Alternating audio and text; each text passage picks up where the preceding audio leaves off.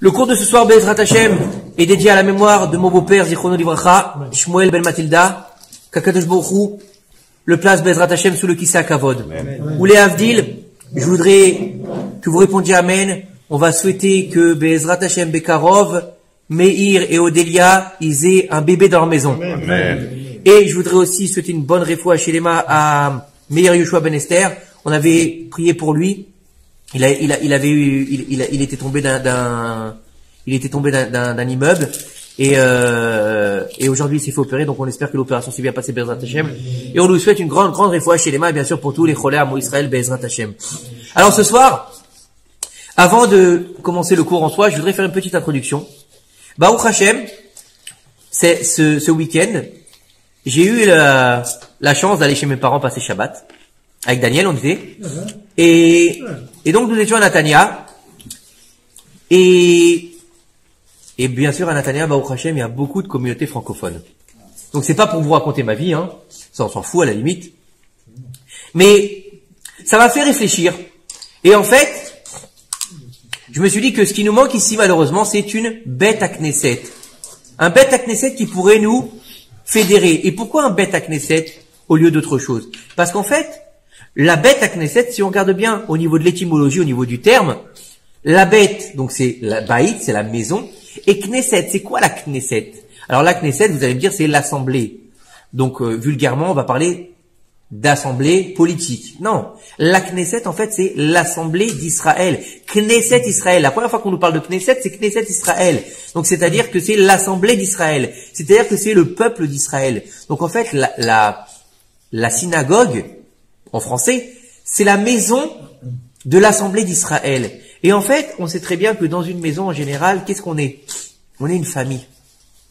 Et une famille en général, c'est des gens qui vivent ensemble, des gens qui s'entraident, des gens qui grandissent ensemble. Bon, des fois, il y a des petits problèmes, on est d'accord. J'ai dit en général, mais ils disputent, mais ils s'aiment.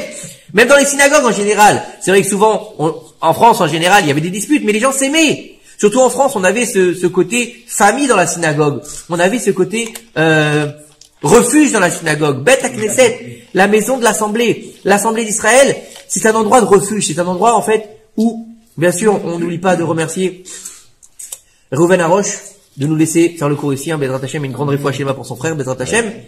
Et il faut comprendre que la synagogue, en fait, c'est pas simplement un endroit où on va prier. C'est pas simplement un endroit où on va aller se recueillir, mettre ses tefilines. C'est que la synagogue, il faut la vivre. Quand je dis vivre la synagogue, chas v'shalom, c'est pas d'arriver à la synagogue et de commencer à taper la discute sur qu'est-ce qui s'est passé cette semaine, quelles sont les opportunités de boulot. Non, pas du tout. Mais c'est un endroit, en fait, qui va nous permettre de nous retrouver. C'est un endroit qui va nous couper du monde, dans l'absolu, et qui va nous permettre d'être en phase avec nos semblables, donc juifs, et qui va nous permettre d'être en phase avec Akadosh Baruch Hu. Donc en fait, ça va nous permettre de nous retrouver. On sait très bien que chaque bête à Knesset est considéré comme un Mikdash Me'at, un petit bête à Mikdash. Donc quand on tournait le bête dans le bête à Knesset, en fait, on doit comprendre que c'est comme si on avait, entre guillemets, un pied dans le bête à Mikdash. Donc en fait que l'idée d'avoir une synagogue, c'est pas simplement de se retrouver pour prendre un apéro ou pour lire la Torah. Non, c'est-à-dire que j'ai vu ce Shabbat, il y avait une harmonie dans dans cette bête à Knesset où j'ai été. Il y avait une belle harmonie entre les gens. C'était la même culture. C'était les mêmes airs. C'était la connaissance de chacun d'eux. Erev Tov. Donc il y avait quelque chose de très fort. Et j'ai vu comment les gens étaient soudés. Et donc en fait, le Beth Knesset, il soude. Et le Beth Knesset, il nous permet d'être une unité. Et l'unité, elle nous permet de faire venir quoi? Le Mashiach. Et en fait, quand on pense à ça, on se dit qu'est-ce qu'on attend pour pouvoir enfin penser à nous en fait, à notre unité à Ashkelon. C'est important entre nous, parce qu'on a beau dire que Baruch Hashem, c'est vrai qu'on va à la synagogue, on va tous ici à la synagogue, on prie avec un minyan, Baruch Hashem le Shabbat et la semaine aussi, mais on ressent pas la synagogue comme on l'avait en France, on la ressent pas comme une famille, on la ressent pas comme entité entière qui fait partie de notre vie. Et c'est ça le but de la synagogue. La synagogue, elle doit faire partie de la vie du juif. C'est-à-dire qu'elle doit faire autant partie de la vie du juif que sa maison, que son travail, que les différentes choses qui se passent dans la vie d'un juif. La synagogue, c'est la deuxième maison d'un juif. Donc c'est pour ça qu'il est important de penser à l'avenir. Et l'avenir, c'est quoi? C'est nos enfants. Et nos enfants, en tout cas pour moi c'est comme ça que j'ai grandi. On a grandi avec des amis dans la synagogue. Donc non seulement les parents se connaissaient, mais les enfants se connaissaient. Et les enfants, c'est la suite des parents. Donc ça donne aussi un avenir. Donc la synagogue, ça représente quoi concrètement quelque part? En tout cas, c'est ce que je pense. Ça représente le passé parce que on a toujours des anciens dans les synagogues, ceux qui ont construit la synagogue, ceux qui ont monté la synagogue. On a le présent parce que c'est les gens qui vivent la synagogue et on a les enfants qui est le futur de la synagogue. Donc dans un seul et même édifice, on a le présent, le passé, futur.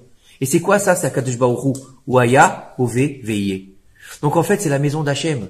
Et quand tu es dans la maison d'Hachem, t'es capable de faire vivre Akadosh Baruch Hu. C'était pour la petite parenthèse au niveau de la synagogue. Moi, je pense qu'il serait peut-être temps qu'on arrive, Bezrat Hachem ici, à mettre les choses en place pour essayer au moins de faire quelque chose bientôt, Bezrat Hachem. Avec l'aide de Dieu, bien sûr. Voilà. Je parlais bien sûr d'une synagogue francophone. Francophone, bien sûr. Mais le problème, c'est qu'on est dans des quartiers différents. C'est pas grave, faut commencer dans un endroit, après on verra Bezrat Hachem. C'est pas comme à Natania où... Je suis d'accord. Mais je pense il faut se donner cet objectif. Après, encore une fois. Vas-y. Ça prendra le temps, c'est la bracha, Yitzhak. Baruch haba. D'accord. Mon père, il habite à un endroit.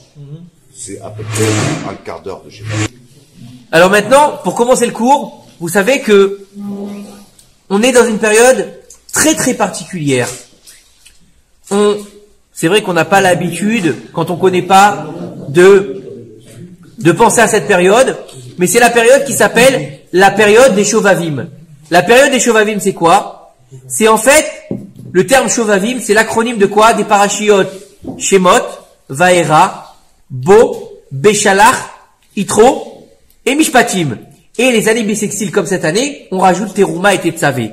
Il faut savoir que cette période de Shovavim, donc elle fait écho à quoi? Elle fait écho en fait à la phrase qu'a dit Jérémie au peuple d'Israël: revenez, fils rebelles.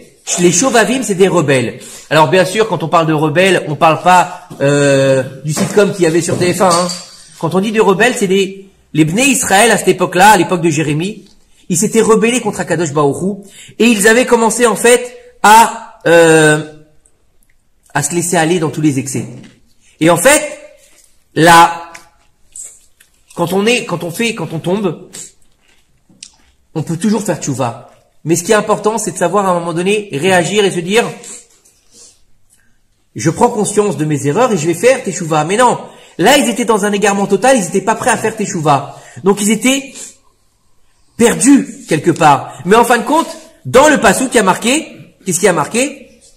Revenez, enfants rebelles. Et là ça veut dire que bien qu'ils étaient rebelles, Akadosh Baruch Hu, donc par l'entremise du prophète Jérémie, il les appelle quand même ses enfants. Donc ça veut dire que quoi? Ça veut dire que malgré le fait que le peuple d'Israël soit égaré et soit tombé dans les excès, il reste quand même le fils d'Akadosh Baruch Hu. Il y avait une grande marloquette dans la Gemara, à savoir est-ce que les enfants d'Israël sont toujours appelés les fils d'Akadosh Baruch Hu.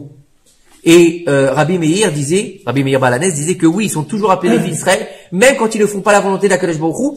Et la halacha est comme Rabbi Meir Balanès, qui dit que malgré qu'ils s'égarent, ils sont toujours appelés fils, même quand ils font de l'idolâtrie.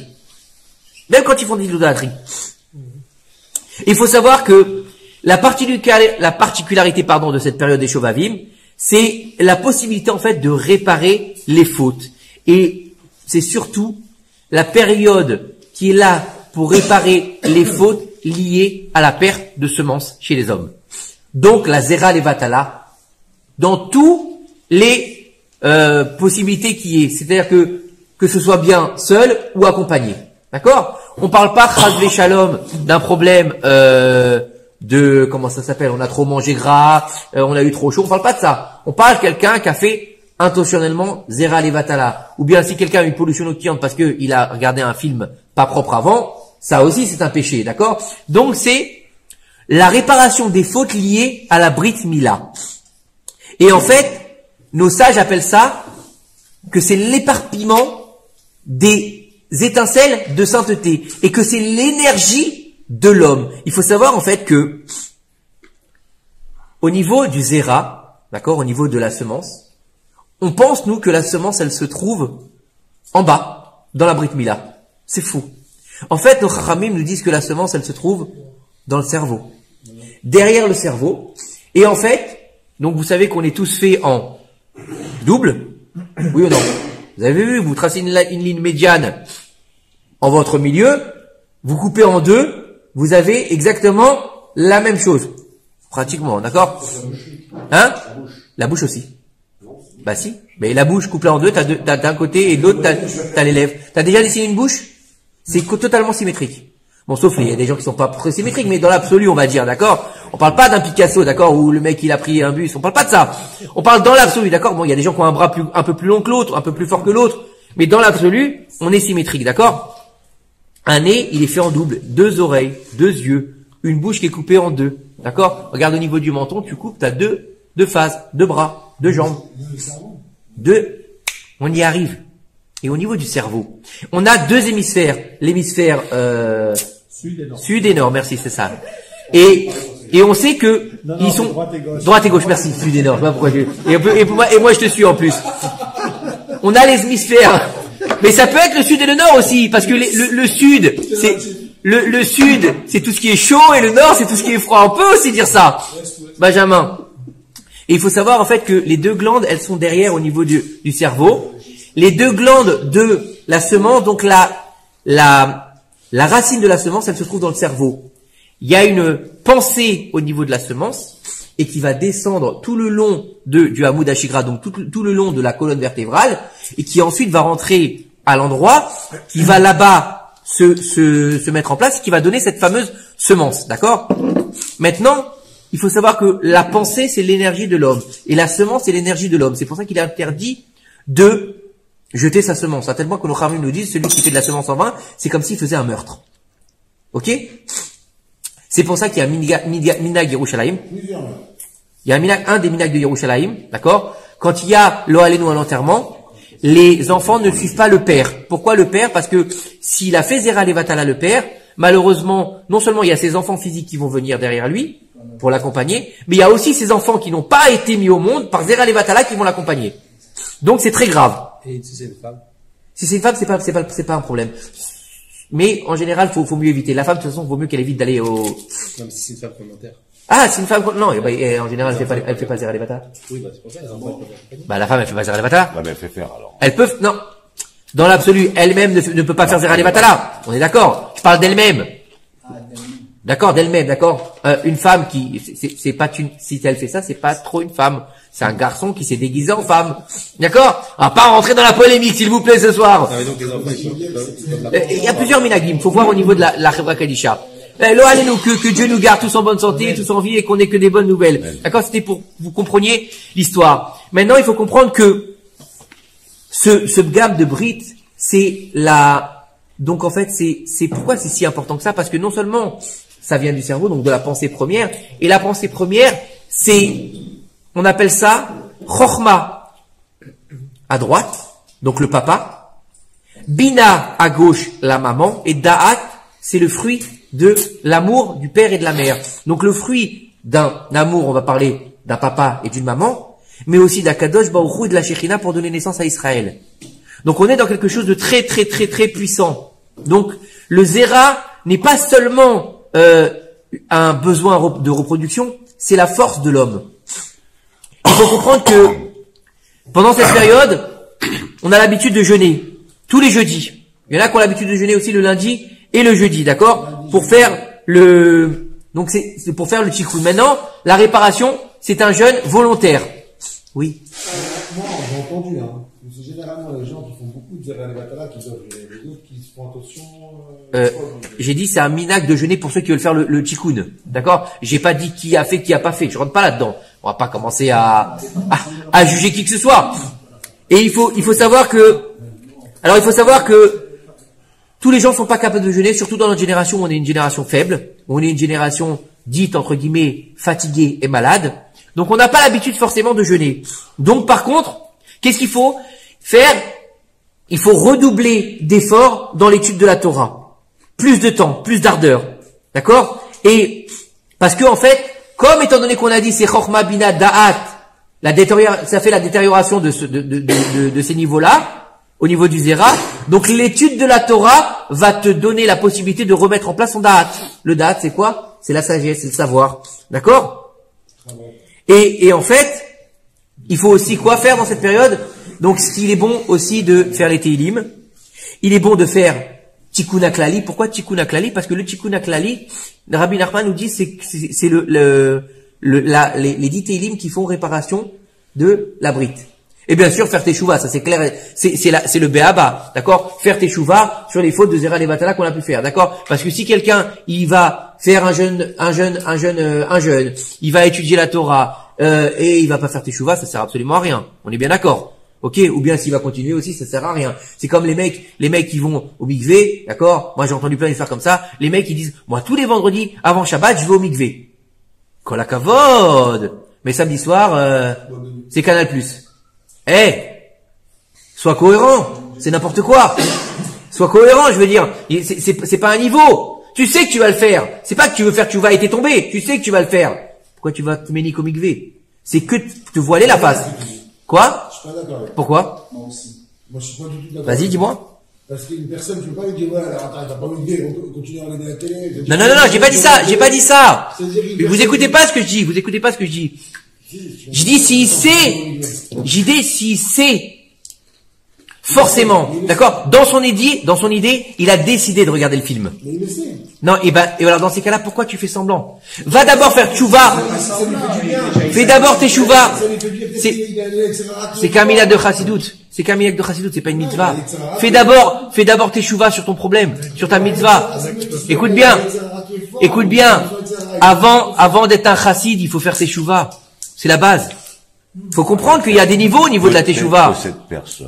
Peut-être que cette personne, elle n'a pas l'intention. Non, j'ai pas dit qu'il n'a pas l'intention, j'ai dit qu'elle sait, elle veut le faire. Quand il va au mikvé tous les vendredis, il a l'intention de faire teshuva. Non, le mec il dit. Et il tombe tous les samedis. Non, le mec il va au mikvé, en ayant marqué dans son téléphone, samedi soir, c'est le film. Ouais. Voilà, c'est ça que je veux dire, je parle de ça.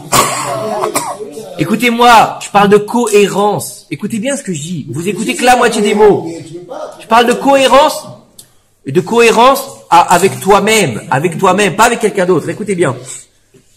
Bien sûr, le moussar, c'est très important. Dans cette période, étudier le moussar. Pourquoi le moussar? Parce que c'est le travail des vertus. Le travail des vertus nous aide à nous améliorer. D'accord? Alors, quand on parle du moussar, souvent, ça paraît un peu compliqué, ça paraît un peu énorme, ça paraît un peu impraticable le moussar. Vous savez qu'aujourd'hui, Baruch Hashem, il y a énormément de livres qui sont très faciles à lire et qui sont énormes au niveau du moussar. Comme par exemple Mirta Meiliaou du Rav Dessler, que j'invite tout le monde à étudier, ou si vous voulez on pourra l'étudier. C'est de la bombe.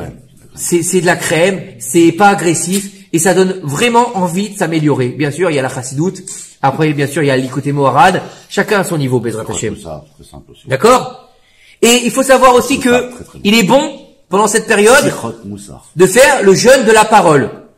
Pourquoi le jeûne de la parole? Parce que il faut savoir qu'il y a marqué une chose qui s'appelle Brit Kruta Lasvataim. La Brit, elle a un rapport avec les lèvres. Quel rapport vous allez me dire entre la Brit Mila et les lèvres? Eh ben, si vous disséquez le mot de Brit Mila, on va le traduire, d'accord? L'alliance des mots. Mila, c'est un mot. Vous êtes d'accord avec moi? Mais quel rapport? C'est en bas, quel rapport avec les mots? Eh ben, les mots qui sortent de ta bouche, ils sont liés à ta Brit Mila. Pourquoi est-ce qu'ils sont liés à ta Brit Mila?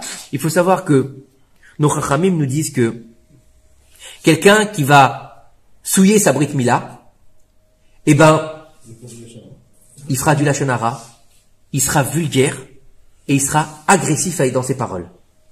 Quelqu'un par contre qui fait attention à sa Brit, il aura moins de problèmes. Il sera beaucoup moins vulgaire, il aura beaucoup moins de mauvais mots qui sortiront de sa bouche. Vous saviez ça ou pas? Parce que Brit Kruta Sfataim, ça a un rapport, le Brit Mila, l'alliance des mots. Les mots c'est important. Pourquoi les mots c'est important? Parce que c'est ce qui crée La parole est créatrice, comme on l'a déjà dit.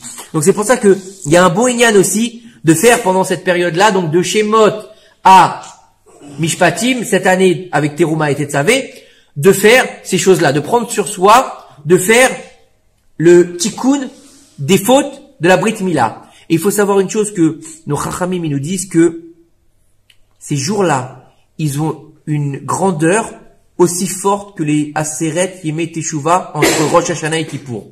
Donc imaginez la force de ces jours-là, d'accord? Et il faut comprendre que ça tombe toujours dans la période des parachiotes de l'exil, les parachiotes de l'entrée en quoi? En Égypte, et la sortie d'Égypte, et du don de la Torah, et des lois qui vont être données aux Bnei Israël. Pourquoi? Parce qu'il faut savoir que, à la base, pourquoi les Bnei Israël sont descendus en Égypte? D'accord? Alors, dans l'absolu, nous on connaît l'histoire qu'ils sont descendus en Égypte. Pourquoi? Parce que, Akadosh Baruch Hu, lorsqu'il a dit, Abraham, tu vas hériter toute cette terre, Abraham, il lui a dit, donne-moi une preuve. Ah, tu manques de Emouna? Donc tu sais quoi? Ta descendance sera étrangère dans une terre étrangère, et ils seront asservis pendant truc, et je les libérerai avec une main forte, et je leur donnerai beaucoup d'argent après. Dans l'absolu, tout le monde connaît ça, s'appelle Brit Ben Abetarim. Ok, tout le monde connaît cette histoire ou pas? La Brit, on appelle ça en français l'alliance des morceaux entre Akadosh Baruch Hu et Abraham Avinu. Donc dans l'absolu, on va se dire, les Bnei Israël, ils sont descendus en Égypte, pourquoi? Parce que Dieu l'a promis à Abraham. Et là, nos sages nous disent non, il faut savoir que lorsque Adam Arishon, il a fauté, lors de la faute originelle, après la faute originelle, lorsque Dieu, donc, s'est révélé à eux, et qu'il les a maudits par les 39 malédictions, d'accord? 10 malédictions sur l'homme, 10 malédictions sur la femme, 10 malédictions sur le serpent, et 9 malédictions sur la terre, donc ça fait un total de 39, qui sont en écho avec les 39 travaux interdits à Shabbat, puisque la réparation du Beth Amikdash était la réparation de la destruction du monde, puisque c'est la construction de la maison d'Akadosh Baruch Hu sur terre. Vous me suivez jusque-là? Et donc en fait, après que donc Dieu lui a dit, et donc tu retourneras à la poussière, donc tu vas mourir, Adam a fait cette constatation quelque part, il a dit, si je dois mourir, à quoi ça sert que j'emmène des enfants sur terre? Il n'y a aucun intérêt, puisque de toute façon, ils vont tous mourir. Donc je vais me séparer de ma femme. Et il s'est séparé de sa femme pendant 130 ans. Et pendant 130 ans, il a eu des problèmes de Zera Levatala. Et toutes ces petits potes de Zera Levatala, donc de dames en devenir quelque part, où est-ce qu'elles sont tombées? En Égypte. Donc il fallait en fait aller récupérer dans la clipa la plus profonde du monde qui s'appelle à l'époque l'Égypte, récupérer les clipotes de Adam Arishon. Donc en fait, les Bnei Israël, ils vont venir faire le tikkun en Égypte de Zera Levatala d'Adam Arishon. Comment ça arrive en Égypte? Hein? Comment ça arrive en Égypte? C'est spirituel. C'est spirituel. C'est pas, il a fait Zera Levatala et la semence est tombée en Égypte. On parle pas de... Non, parce que sur Zera Levatala, c'était que des hommes. On parle... Des nitzotzot, des étincelles de divine. Oui, on parle pas. Après, c'est devenu des hommes. On parle pas de semences physiques. Attention, hein. Imagine le mec, il est, je sais pas où. Non, on parle pas de ça. Chas v'shalom, hein. D'accord? Et il faut savoir que, et donc c'est des énergies saintes. Tout ça, c'est des énergies saintes qui ont été éparpillées. Et elles vont se réincarner. D'accord? D'abord, elles vont se réincarner quand est-ce elles vont se réincarner? Dans la génération d'Enoch. D'accord? Et malheureusement, au lieu d'utiliser ces nitzotzot pour les mettre en place, qu'est-ce qui s'est passé à la génération d'Enoch? On a commencé à faire de l'idolâtrie. Donc au lieu de faire la tikkun, au contraire, on est passé à l'idolâtrie. Et l'idolâtrie, vous savez à quoi ça sert? Est-ce que vous savez à quoi ça sert, l'idolâtrie? Mis à part à se prosterner devant une statue ou de lui amener à bouffer, vous croyez que ça sert à quoi? L'idolâtrie, est-ce que vous connaissez tous les 3 singes? Les 3 ou les 4? Je ne parle pas et je ne parle pas. Voilà, c'est ce qu'il a dit. Alors vous savez d'où ça vient ça? Vous savez d'où ça vient ça? Ça vient d'Avraham Avinu et Terach. Elles n'entendent pas, elles ont une bouche mais elles ne parlent pas, elles ont des oreilles mais elles n'entendent pas, c'est écrit dans la Torah comme ça. Hein. Elles ont des oreilles mais elles n'entendent pas, elles ont des yeux mais elles ne voient pas. C'est les 3 singes. Mais les 3 singes, c'est pas du tout les singes, c'est Avraham et Terach. Donc on nous a piqué ça. Et en fait, c'est quoi l'idolâtrie? C'est j'ai rien entendu, j'ai rien vu et j'ai rien dit. Ça veut dire que je vais te donner les moyens de te donner bonne conscience. Je suis ton Dieu, mais fais ce que tu veux. Donc en fait, ça va te donner le pouvoir de quoi? De te laisser aller à toutes tes pulsions. La plus grande Avodazara qu'on a connue au monde et celle qui est le plus dans la clipa, c'est quoi? C'est Baal Péor, celle qui était en face de Moshe Rabbeinu. En face de Moshe Rabbeinu. Moshe Rabbeinu, il est enterré où? En face de Baal Péor. C'est quoi Baal Péor? C'est de faire ses besoins devant la statue et rentrer dans le temple et et donner libre cours à ses pulsions charnelles. Vous imaginez? Et donc ça te donne bonne conscience tout simplement. Et donc la première fois c'était Enoch. Après donc ils ont loupé le coche. Après c'est passé à la génération du déluge. Et le déluge c'était quoi la faute du déluge par excellence? Mis à part le vol qui a scellé l'existence du monde, c'était quoi la faute du déluge? La débauche. La débauche. Pourquoi la terre elle a eu besoin d'être détruite? Parce que nos sages ils nous disent que le sol était recouvert de Zera Levatala. Le sol était recouvert complètement de Zera Levatala. Donc ils marchaient dedans. Et comme c'est des énergies négatives, elles venaient habiter l'homme, puisqu'on a dit que c'est la pensée de l'homme. Et étant donné que leur pensée était juste dirigée vers les plaisirs sexuels et les plaisirs bestiaux, donc en fait, toute cette animalité, elle rentrait non seulement dans les hommes, mais dans les animaux. C'est pour ça que Dieu, il a dû détruire et les hommes, et les animaux, et la terre. Pourquoi il a détruit la terre? Un mikvé maïm. Écoutez bien, maïm, c'est très important. D'accord? Après, on va avoir donc la tour de Babel. À la tour de Babel, qu'est-ce qu'ils vont faire? Ils vont faire des briques. Ils vont faire des briques, ils vont faire une construction. D'accord? Hein? Qu'est-ce qu'il dit? Qu'est-ce que ça dit?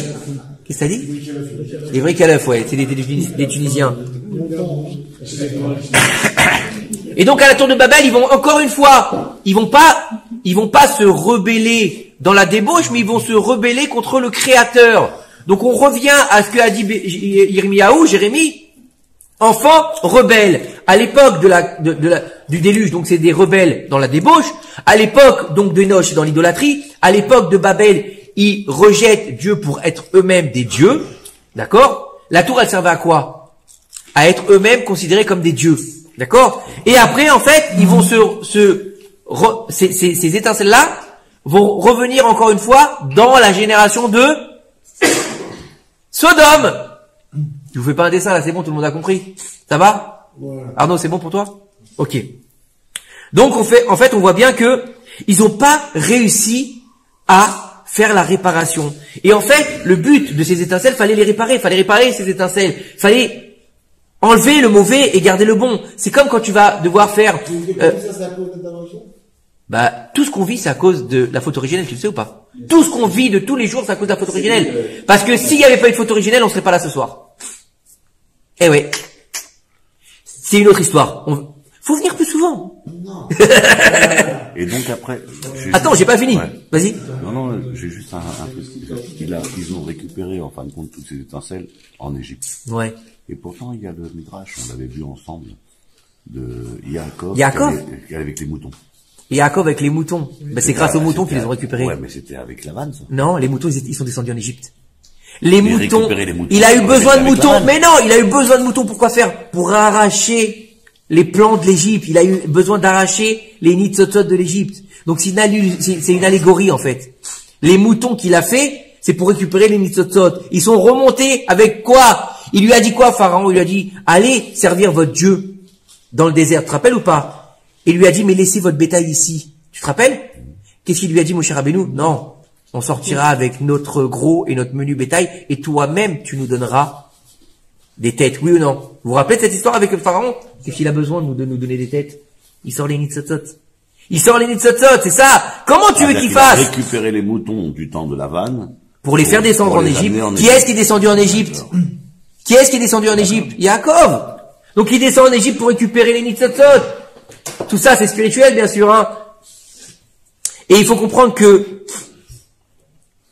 tout ça, ça vient d'où? L'arbre de la connaissance du bien et du mal. Donc on a on a eu, quand il y a eu la faute originelle, on a eu un bilboul. On a eu un mélange entre le bien et le mal. Et c'est comme quand quelqu'un qui veut épurer un métal précieux, par exemple, d'accord? Quelqu'un qui veut apprendre de l'or, d'accord? Maintenant, il va prendre l'or brut. Il va prendre de l'or brut. Il va pas tout utiliser quand il va faire un bijou. Il va être obligé de le fondre. Les mauvaises parties vont être brûlées. Ce qui reste de bon, il va le garder. Et donc, il va avoir une sélection.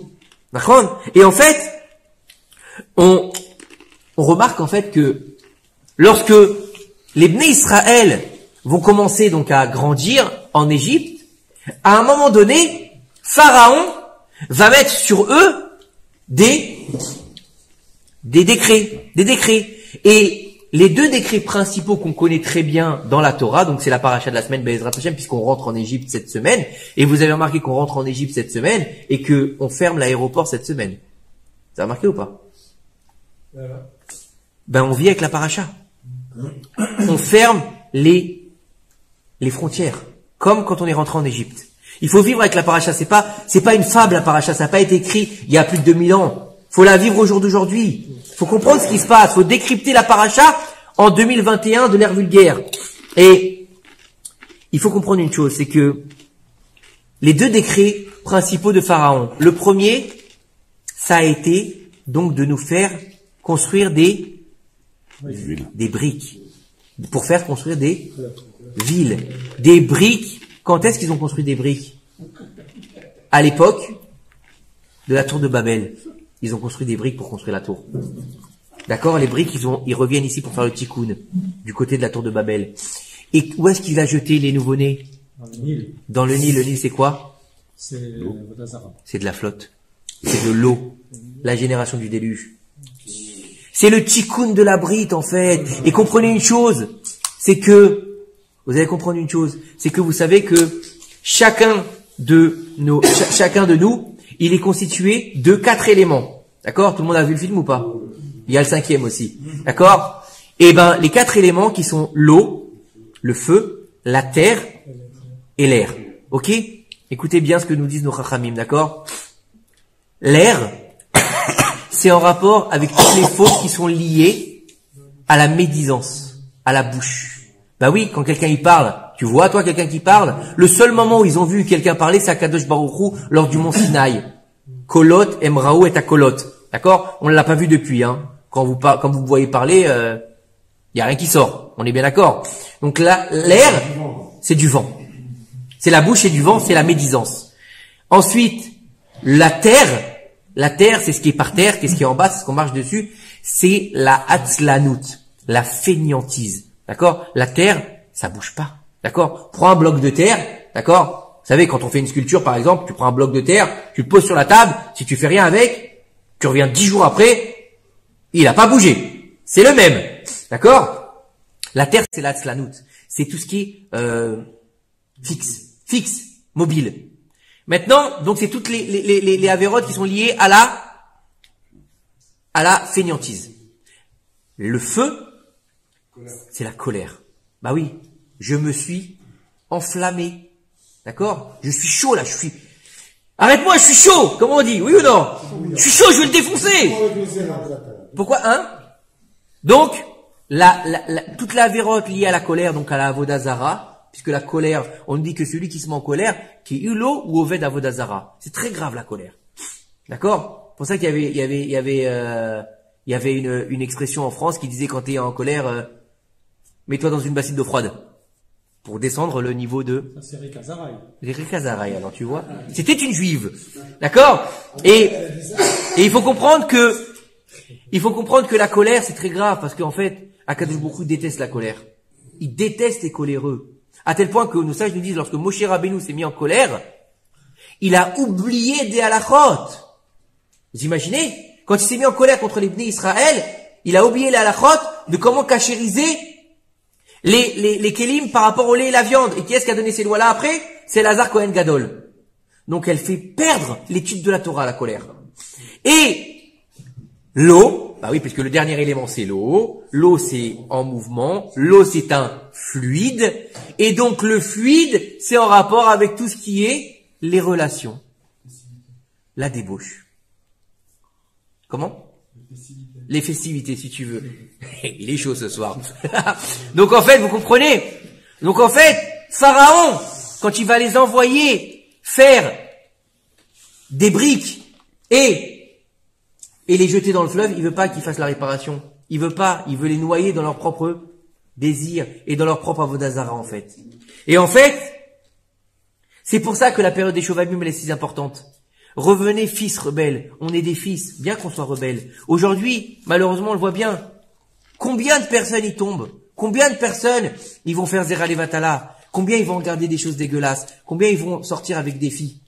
D'accord? Ou avec des garçons, inversement. Hein. Une fille, écoutez bien, une fille qui sort avec un type et qui lui fait faire Zera Levatala, d'accord? Le Havon, il est aussi sur elle. Hein. Lui, bien sûr, il prend, mais elle aussi, c'est comme si elle avait fait Zera Levatala. Pour répondre à ce que disait, ce que disait Patrick tout à l'heure. Oui, et El Marti est Arabim. C'est très très grave, donc il faut faire très attention. Et en fait, il faut comprendre que c'est la dispersion des énergies vitales. Ça veut dire que plus quelqu'un il va faire le Zera Levatala, Chas Shalom, plus il met sa vie en danger.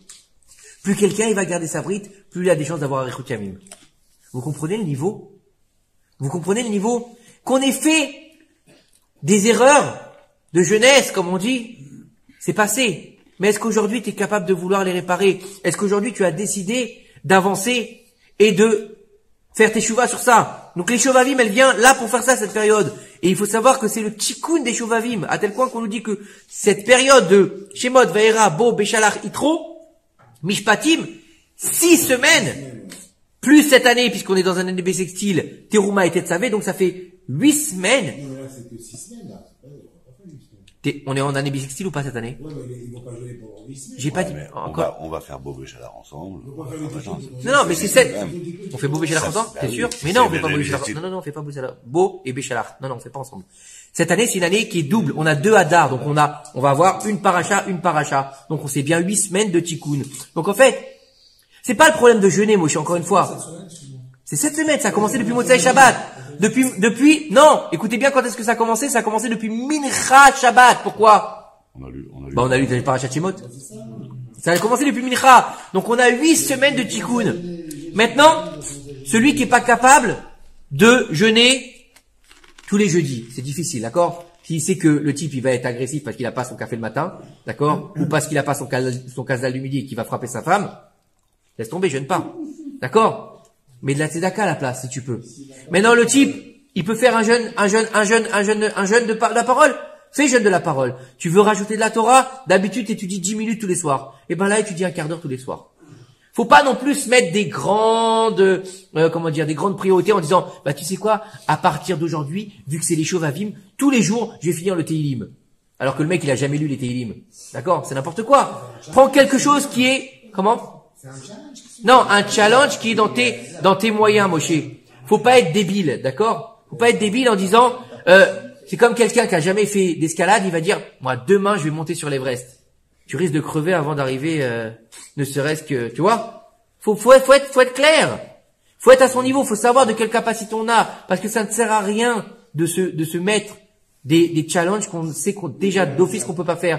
Parce on risque, écoute bien, on risque de tomber. Oui, non, oui. Des étapes.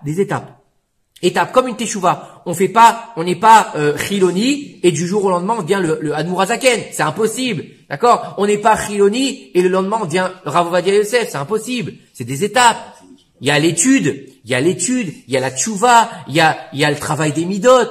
D'accord? C'est parce que la teshuva, tout le monde pense teshuva c'est quoi? Ça y est, j'ai fait teshuva. Non. Teshuva, c'est, tu vas devoir regretter, tu vas devoir demander pardon à Kadosh Baruch Hu, tu vas devoir prendre sur toi de plus refaire, tu vas ensuite travailler tes midot, ensuite tu vas avancer dans ton judaïsme. C'est des étapes. Le mec qui fume un paquet de clopes tous les Shabbats, tu crois que du jour au lendemain il va s'arrêter? Si déjà il enlève deux clopes chaque Shabbat, c'est déjà bien.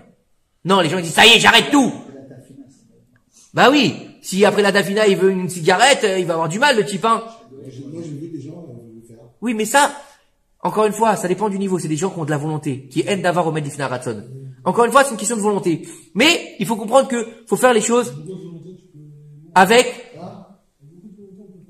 Voilà. Mais encore une fois, il faut savoir se connaître, Moshe. Oui, il faut savoir se connaître. Il faut savoir se connaître, savoir qu'on est capable de faire. D'accord? Donc il faut comprendre que maintenant, il faut comprendre une chose. Il faut comprendre une chose pour finir avec les Shovavim, écoutez-moi bien. Il faut comprendre une chose, c'est que malheureusement, dans la génération où on vit, il y a un phénomène qui nous touche particulièrement, d'accord, que ce soit en France, en Israël malheureusement, aux États-Unis incroyable, qui s'appelle l'assimilation. Plus l'endroit il est grand, Arnaud l'a déjà dit, plus l'endroit il est grand, ça résonne, écoutez-moi, ça résonne, allô. Arnaud, tu m'écoutes? Où il y a des mariages mixtes, Mais n'importe quoi. Allô, t'es un bisounours, toi? où il y a des mariages mixtes ici? Toi, t'es un bisounours, toi. Tous les serus. Attends, juste pour parler de tous les serus qui viennent. Mais bien sûr. Bon, on parle pas de mari. Écoutez-moi, excusez-moi. Messieurs, vous êtes là? Vous êtes avec moi? Ça résonne beaucoup. Donc on entend mal. Écoutez-moi bien. Un mariage, assimilation, c'est pas forcément un mariage. D'accord? Un juif qui est avec une non-juive sans être marié, parce que de toute façon, il n'y a pas de mariage avec les non-juifs. Ça s'appelle de l'assimilation. Une juive qui est avec un non-juif, pourtant ses enfants vont être quoi? Vont être juifs. Ça s'appelle quand même de l'assimilation. Et le Zohar nous dit, écoutez bien, le Zohar nous dit que celui qui prend sa Brit Mila et qui va avec une non-juive, et on dit bien qu'il n'a pas fait teshuva, hein, d'accord? Quelqu'un qui va vivre avec elle, on s'en fout, marié, pas marié, parce qu'il n'y a pas de mariage. Depuis quand il y a Kedoshim chez Tofsim? Depuis quand tu peux lui dire à la non-juif ou au non-juif, Ariat Mekoudé Chetli? Tu vois un non-juif dire Ariat Mekoudé Chetli? C'est impossible. Vous êtes d'accord avec moi? Donc il n'y a pas de Kedoshim, donc il n'y a pas de mariage. Même s'ils vont à la mairie, c'est quoi? C'est que de l'officiel paperasse. C'est pas de la Torah. C'est administratif, merci Patrick. Écoutez-moi bien. Donc, si cet homme-là, il n'a pas fait tchouva, d'accord, toute sa vie, il a vécu avec une non-juive, d'accord, marié, pas marié, on s'en fout. Il a eu des enfants, il a eu des rapports avec elle, d'accord, et il est mort. Ok? Le Zohar, il nous dit, d'accord, que cet homme-là, il va descendre au Guéhinam et pourra jamais en ressortir. Le Harizal, il nous dit que celui qui salit sa brite avec une non-juive et qui n'a pas fait tchouva, la non-juive, elle viendra l'enchaîner comme un chien avec une laisse en enfer. Ok?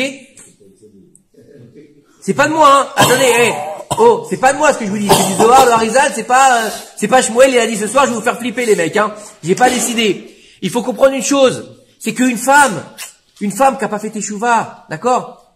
Une femme qui a pas fait teshuva et qui était avec un non-juif, d'accord? Et qui a pas fait teshuva et qui a pas laissé d'enfants qui vont faire teshuva derrière, d'accord, qui vont pouvoir dire et pareil, bien sûr, s'il a pas laissé d'enfants qui sont juifs ou qui font tchouva ou qui se convertissent, on parle pas de ça, hein. On parle de quelqu'un qui a rien laissé, d'accord, quelqu'un qui a rien laissé, soit une femme ou un homme. On nous dit que elle aussi, elle brûlera en enfer. Pourquoi? Parce qu'à chaque fois qu'elle a été avec le non-juif, pourtant ses enfants c'est des juifs, hein.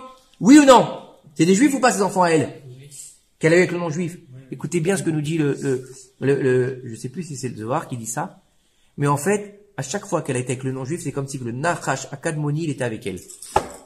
Le serpent de la faute originelle est avec elle. Donc pour se faire pardonner de la faute du serpent, de la faute originelle, c'est comme si qu'elle avait réitéré la faute originelle de Chava. C'est violent ou pas? C'est violent, c'est-à-dire qu'ils n'ont pas de tchouva à faire. Si, il faut faire tchouva, mais s'il est mort déjà sans faire tchouva, il fait quoi? J'ai dit, il faut faire teshuva. S'il n'a pas fait teshuva, je parle bien si quelqu'un n'a pas fait teshuva. Donc c'est pour ça que les jours des Shovavim, Il peut pas faire un teshuva.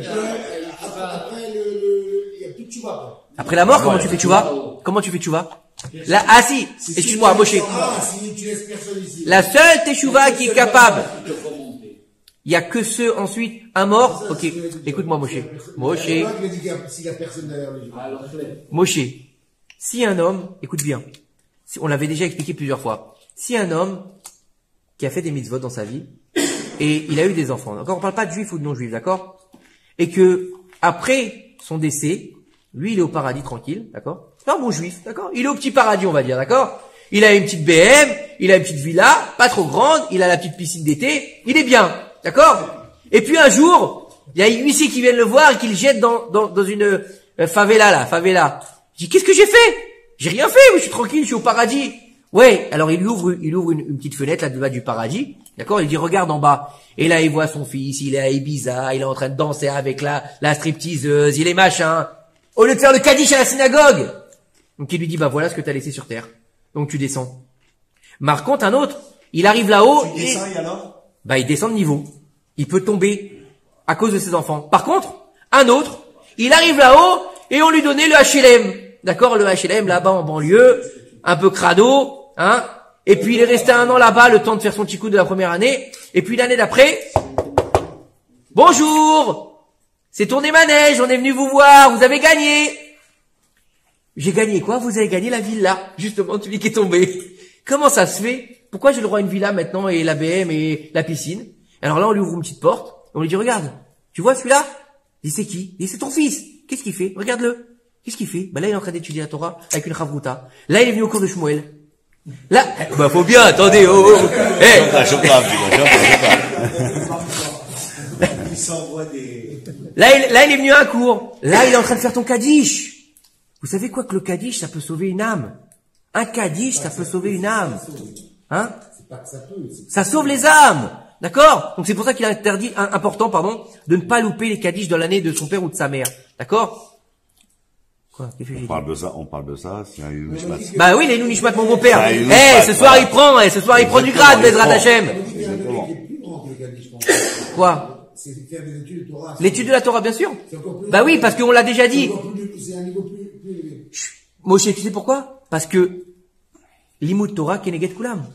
Talmud Torah Keneget Kulam. Il n'y a pas plus haut que l'étude de la Torah. C'est pour ça que t'es pas capable de faire quoi que ce soit, ni jeune de la parole, ni tzedaka, ni jeune tout court, ni étudier la Torah. C'est bizarre, parce qu'il y a des gens, malheureusement, quand ils n'arrivent pas à faire le Kaddish, par exemple, Ouais. ils vont payer une personne. C'est très bien. C'est très bien. Ça s'appelle un contrat Issachar Zevulun. C'est pas grave. C'est pas grave. Il y a des cours au nom de la personne, c'est encore top. C'est encore mieux. C'est encore mieux. C'est pour ça que Baruch Hashem, nous, toutes les semaines, Baruch Hashem, on lit la liste avant chaque cours, donc pour le mérite des personnes qui sont parties. D'accord? Et donc ça c'est pour la période des Shuvavim. Donc, quand on comprend ça, quel que soit notre niveau de Torah, quel que soit notre âge, d'accord? Et quel que soit notre rapport avec ça au jour d'aujourd'hui, et ben, prendre conscience qu'on a l'opportunité, puisqu'on est vivant Baruch Hashem, on a l'opportunité de faire teshuva sur ça, quel que soit notre âge, c'est pas le problème. Donc se dire, voilà, j'ai 8 semaines, et ben je vais y aller. D'accord, attends, les listes pour faire, tu vois, sur quoi? Sur la Zera Levatala. Non, alors, Zera Levatala, ça implique aussi, si quelqu'un qui regarde des trucs dégueulasses. Il fait pas Zera Levatala, mais il regarde des trucs dégueulasses. C'est pareil. Baruch Hashem, tant mieux pour lui. Ah, donc il n'y a pas de tu vas faire. Mais si, mais tu vas, c'est tous les jours. Ils ont, Donc tu dois faire le si là, non, alors écoute-moi, si quelqu'un il a, écoute-moi, Moshe, si quelqu'un il fait pas Zera Levatala aujourd'hui, d'accord? Écoute, mais Yuchad. Si quelqu'un il fait pas Zera Levatala aujourd'hui, mais quand il était jeune il a fait Zera Levatala, bah fais teshuva sur ce que t'as fait quand t'étais jeune. D'accord? C'est ça. C'est teshuva sur la Zera Levatala que t'as fait. Juste Quelqu'un il a 80 ans. Attends, excuse-moi Daniel. Quelqu'un il a 80 ans. D'accord? Ça fonctionne plus. Il y a plus rien. D'accord? Il fait pas de teshuva? Quand il était jeune, c'était le mec qui passait sa vie en boîte de nuit. D'accord? C'était le Don Juan de Châtelet. D'accord? Chut, arrête. Donc le mec il fait pas de teshuva, ça marche plus, donc je fais pas de teshuva. Bien sûr que tu fais teshuva sur tout ce que tu as fait dans ta vie. Pour partie propre. Moshe, Baba Salé, d'accord, il a fait tchouva, parce que pendant un moment, il a été à l'aéroport, donc la tête baissée avec son talit, d'accord. Il y a une femme qui est passée à côté de lui, elle avait des comment on appelle ça, comment on appelle Des tongs. Les tongs. Je suis puni, moi, j'ai plus rien à voir ce soir. Il a fait tchouva. C'est bien. Chacun son niveau. Chacun son niveau. Il a fait teshuva parce qu'il a vu les pieds. Non, je bois plus de ça. J'arrive plus. Non, je vais mettre. Alors, Chacun son niveau. on continue. Donc voilà. Donc, utilisez cette opportunité, messieurs. Ça résonne beaucoup, s'il vous plaît. Utilisez cette opportunité pour faire teshuva sur même ce qu'on a fait il y a longtemps. D'accord, mais regarde, quelqu'un qui a fait tchouva, il a fait des bêtises. Ouais. Après, il a fait tchouva. Ouais. Baruch Hashem. Ouais. Madal Tov. Il a fait ça, tchouva. Non. Alors écoute-moi bien. Tu veux une réponse ou tu veux pas de réponse? J'ai compris. Lui, il parle tout seul. Vous me laissez parler 2 secondes? Écoute-moi. Moshe, je vais te répondre. Alors déjà, il y a des tikkunim à faire. Il faut savoir que quelqu'un a fait Zera Levatala, d'accord? On rentre pas dans le tikkunim, mais un des tikkuns qu'il y a à faire, par exemple, pour Zera Levatala, on le fait plus aujourd'hui, hein, d'accord? C'est de se mettre nu et de se rouler dans la neige. D'accord? D'accord? Va faire ça aujourd'hui. T'es pas capable. Écoute-moi bien. Alors, mais je vous explique. Attends, écoutez-moi. Vous voulez une réponse? Moi, si tu veux ta réponse. Il y a 3 niveaux de teshuva. Il y a 3 niveaux de teshuva. La première teshuva, c'est teshuva be'ira. D'accord? Quelqu'un qui a fait teshuva par crainte. Il était malade, il a fait teshuva. Donc, il a regretté ce qu'il a fait, mais par crainte. Le deuxième, il a fait teshuva be'ava. Il a fait une teshuva parce que il a été à un séminaire et paf, il en a pris plein les yeux, ça l'a fait kiffer, donc il a fait une teshuva d'amour. D'accord? Et il y a un 3e niveau qui est le plus haut niveau de teshuva, c'est de faire teshuva sur sa teshuva précédente. Pourquoi? Parce que quand tu avances dans ton limud Torah, dans ta teshuva, d'accord? La teshuva que tu as fait au début de ta teshuva, c'était une teshuva de début. Maintenant que tu arrives à un certain niveau, tu étudies, tu manges kasher, tu fais Shabbat, alors qu'à l'époque, c'était moins. À l'époque, bon, t'avais arrêté de fumer Shabbat, d'accord? Je parle pas de toi, Chazal Shalom, d'accord? T'as compris ce que je veux dire? Donc, ta teshuva du début, elle est pas au niveau d'aujourd'hui, t'es d'accord? Donc tu fais teshuva sur ta teshuva. C'est le plus haut niveau teshuva. Donc toute ta vie, tu fais teshuva. Et c'est le niveau qui atteint qui? Les tzadikim. Mais tu sais que j'ai lu que... Vas-y, Moshe. Il disait que pour réparer le tikkun du Zera Levatala, c'est toute une vie. C'est une vie. C'est l'étude des Youn, avec les Pilpoulim et le Youn. Parce que comme ça vient du cerveau, comme on étudie avec le Pilpoul, on met en marche notre cerveau à faire du Pilpoul. Exactement. C'est ce que j'ai dit tout à l'heure. Mais pas seulement du Moussa. Non, c'est ce que j'ai dit tout à l'heure, parce que tu fais la réparation de Chochma, Bina et Da'at. Et tout ça, c'est au cerveau. Chazak ou Baruch. Allez, on passe au Midrash. La semaine dernière, on avait vu que les Bnei Israël, ils avaient crié à Kadosh Baruch Hu. Enfin, ils avaient compris ce qu'on n'a pas compris nous. Nous, ce qu'on dit, c'est la 4e dose, la 5e dose, Omicron, Zemmour. Pourquoi Zemmour? Je sais pas. Bref. Président. Non, je sais pas si c'est bien qu'il soit président. Ce que je veux dire, non. Bien, ils vont tous, blague à part, c'est qu'on n'a pas compris ce que nous demande Akadosh Baruch Hu. On n'a pas compris. Allez, on continue. Moshe dans la maison de Yitro. Après que Moshe, il se soit...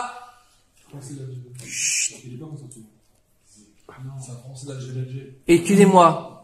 Lorsque Moshe Rabbeinu, on avait vu qu'il s'était battu avec les bergers qui empêchaient les filles d'Yitro de donner à boire aux troupeaux d'Yitro. Pourquoi? Parce que Yitro avait tourné le dos à l'idolâtrie, donc il avait trouvé personne pour s'occuper de ses moutons et de son bétail, de tout son bétail. Donc il avait envoyé ses filles. Et donc là-bas, les bergers, d'accord, quand ils voyaient la bergère arriver, ils leur cherchaient des noises. Donc Moshe Rabbeinu est arrivé, il avait mis une tannée aux bergers, il avait donné à boire aux troupeaux, et ils étaient rentrés plus tôt que d'habitude chez Yitro. Vous l'avez vu cet épisode-là dans le film, non? On voit vos références, hein. Aïe, aïe, aïe. Yitro, il leur a dit, comment ça se fait que vous êtes arrivés aussi vite à la maison aujourd'hui?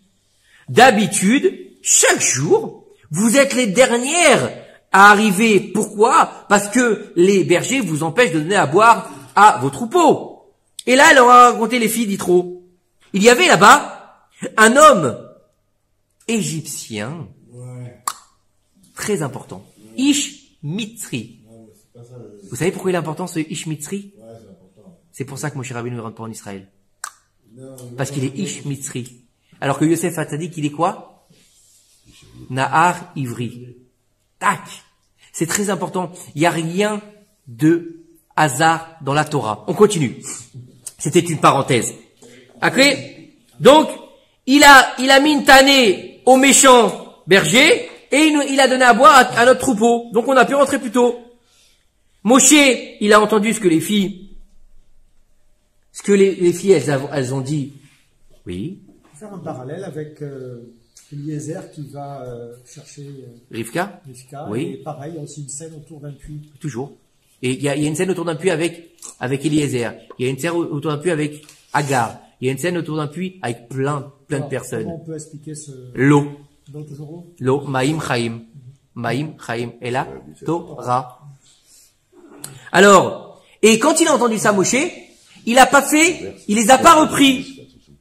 elles lui ont dit que c'était un homme égyptien. Et lui, il a rien dit. Il a pas dit, je suis, justement, voilà, c'est marqué là. Il a pas dit à Yitro, non, écoute, tes filles, elles ont dû se tromper, elles ont dû voir comment j'étais habillé, d'accord? Mais je suis pas un égyptien, je suis un ivri. Bon, on va dire que je suis un juif.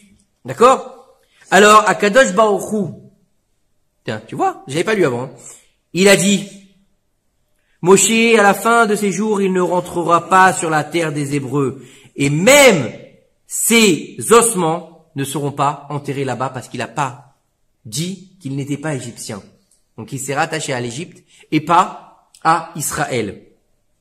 Lorsque Yitro a entendu ce que ses filles lui ont dit, il a dit, je pense que cet homme qui vous a sauvé, c'est un descendant d'Abraham Avinu. Parce que même eux, les pères, donc les patriarches juifs, il y avait pour eux toujours des miracles près des puits. Tu vois, ça répond à ta question. Yaakov, leur père, lorsqu'il a fait paître le troupeau de Lavan, sans avoir besoin de l'aide des bergers, l'eau elle montait toute seule, vous vous rappelez? Yaakov, il arrive à Haran, il y a quoi sur le puits? Il y a la pierre. Il enlève la pierre comme un bouchon de champagne et le puits déborde. Pendant 22 ans, il déborde le puits. Une fois qu'il part, le puits, il s'assèche. Alors, pourquoi vous l'avez laissé là-bas, celui qui vous a fait du bien? Dites-lui de venir manger et boire avec moi et qu'il se repose un petit peu. Voilà, des briques à l'œuf. Il lui a dit, on lui a fait une keila de folie. Quand est-ce que tu nous l'as fait? Ah, tu vois, t'es pas sérieux. Yatou, Abanot, et alors les filles, elles sont sorties de la tente, elles ont appelé Moshe. Moshe, il a dit, Yitro, il a dit à Moshe, qui es-tu? Et qu'est-ce que tu as fait? Moshe, il a raconté à Yitro, qu'est-ce qui s'était passé en Égypte et à Couche. À Couche, puisqu'il était le roi de Couche. Pas de la couche, hein, on est d'accord, hein. Couche, c'est l'Éthiopie. Yitro, il a pensé, ce type, il était roi de Couche et il a laissé tout tomber. Peut-être qu'il a fait quelque chose de très grave pour pouvoir partir de là-bas. Peut-être qu'ils vont venir et qu'ils vont me tomber dessus parce que je lui ai fait du bien à Moshe Rabbeinu. Alors, vous avez compris ou pas? Il a dit, si lui, il était le roi de Couche et qu'il s'est sauvé de là-bas, il y a anguille sous roche. Il a dû faire une bêtise. Je vais pas prendre de risque. Ils vont savoir qu'il est là. Ils vont dire, tu lui as fait du bien. D'accord? On va vous mettre donc, comment on appelle ça en français? Complicité de... Association de malfaiteurs. Merci, association de malfaiteurs. Complice. Donc t'es complice, donc tu vas prendre pour lui. Qu'est-ce qu'il a dit? Yitro, il a dit à ses hommes, attrapez-moi ce Moshe-là et mettez-le en prison. Pendant 10 ans, Moshe, il était en prison dans la maison de Yitro. Et tout ce temps-là, alors moi j'avais lu un midrash qui disait que c'était pas une prison, d'accord? C'était un trou dans le sol avec une grille, d'accord? Et que tous les jours, Tsipora, voilà il le dit ici, Tsipora, la fille aînée de Yitro, elle venait le voir, elle lui amenait à boire et à manger de la maison de son père. D'accord? Ça s'appelle prison de break. D'accord? Alors, pour pas que son père il s'aperçoive de qu'est-ce qu'elle faisait et qu'elle donnait de l'aide à Moshe, elle devait demander à son père, elle était maligne Tsipora. Ben oui, c'était un oiseau, hein. Et donc elle lui a dit, je voudrais que tu me donnes la permission d'aller m'occuper du troupeau et de pas rester à la maison pour m'occuper des besoins familiaux. D'accord? Donc j'ai pas envie d'être à la cuisine, j'ai pas envie de te faire ton lit, j'ai pas envie de te laver ton linge, laisse-moi m'occuper du troupeau. Et lui il a dit d'accord, vas-y. Et Tsipora tous les jours, elle était seule à partir avec les troupeaux pour pouvoir s'occuper de Moshe. Après 10 ans, Tsipora elle est allée voir son père et lui a dit papa, tu te rappelles il y a très longtemps, tu avais rentré un homme dans ta prison et tu avais interdit de lui amener à manger et à boire. Je pense que tu devrais envoyer tes serviteurs là-bas, savoir qu'est-ce qu'il est devenu cet homme. Et là, Yitro, il s'est mis à rigoler. Il lui a dit, je crois que t'as craqué, ma fille. Ça fait 10 ans qu'il est là-bas. D'accord? Qu'est-ce que tu viens me dire? T'es folle? Il lui dit, t'es pcha? Pour me dire que d'aller voir qu'est-ce qui s'est passé de l'homme que j'ai mis dans le trou il y a plus de 10 ans, sans lui donner à manger, sans lui donner à manger, sans lui donner à boire, bah, il doit être en train de manger les pissenlits par la racine, quoi. Je veux dire, il reste quoi? Un tas d'os, peut-être? Non? Est-ce que tu crois vraiment qu'il est encore vivant? Il lui a dit trop. Et Tzipora, elle a un peu taquiné, elle a dit, va quand même voir, on sait jamais. Va voir ce qui s'est arrivé à ce Moshe Rabbeinu. Et là, il a été piqué par la curiosité, comme tout le monde, et il est allé voir lui-même, qu'est-ce qui restait dans le trou. Et quand il arrive au trou, il a crié, Moshe, Moshe! Et là, surprise! Moshe lui a répondu, je suis là. Yitro, il en a pas cru ses oreilles. Il a regardé dans le trou et il a vu que Moshe, il était debout, il était en train de prier Hachem au moment où ils l'ont sorti du trou.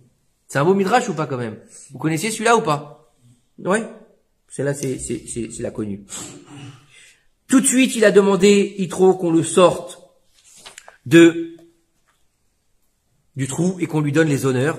Et il a dit, béni soit le Dieu qui t'a entendu dans le trou et qui te donne beaucoup tout au long de ces années.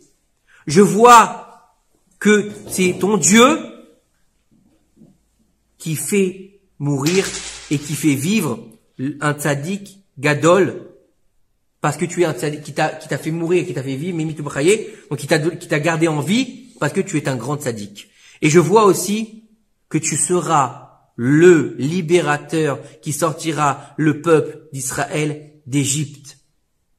Et tu vas amener la destruction sur la terre de l'Égypte. Et tu sortiras par la mer Rouge. Comme ça, il le dit dans le Midrash. C'est énorme ou pas? Il a dû voir le film, lui. Ouais, lui, il avait vu le film avant. C'est énorme. Et c'est bien qu'on tombe avec Moshe Rabbeinu parce qu'en fait, il faut savoir que on peut pas finir ce cours sans parler justement de l'exil d'Égypte. On peut pas finir le cours sans parler de ce qui va se passer tout au long des prochaines parachiotes.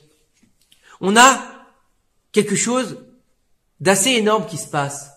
Depuis le début du Sefer Bereshit, on a tout simplement la création du monde et des entités particulières qui se mettent en place pour créer une famille. D'accord? Avraham, Yitzhak, Yaakov. Et les enfants d'Israël, on les appelle encore les Béné Israël. Et on n'a pas du tout de peuple. Donc on a une famille de 70 âmes qui descend en Égypte. Et en fait, la première fois qu'on va avoir un rapport direct avec le peuple d'Israël, c'est dans la paracha de cette semaine, la paracha Shemot. Mais on aurait pu s'attendre à ce que, en fait, ce soit dit et décrit par Akadosh Baruch Hu lui-même. Pourquoi? Puisque on sait très bien que la création du monde, elle a été créée pour les Réchit, Réchit. On avait expliqué que un des 5 Réchit de la création du monde, c'était Israël. D'accord, vous vous rappelez ou pas? Béni, Bechori, Israël. Les prémices, donc le Réchit, c'est qui? C'est Israël. Et donc, quand on lit la paracha, le premier qui parle de peuple, de âme, c'est pas Moshe, c'est pas Dieu, c'est pas Yitro. Non, c'est Pharaon. Iné, âme.